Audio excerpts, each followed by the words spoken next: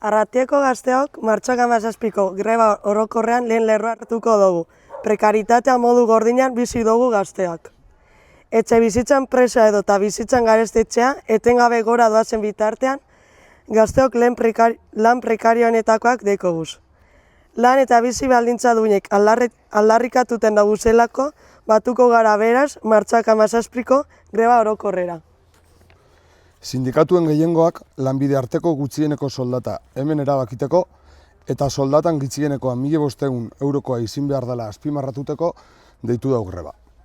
Soldata arrakala gainditu, enplegu aniztasunegaz amaitu eta pobrezia egoerak ekiditeko asmoagaz.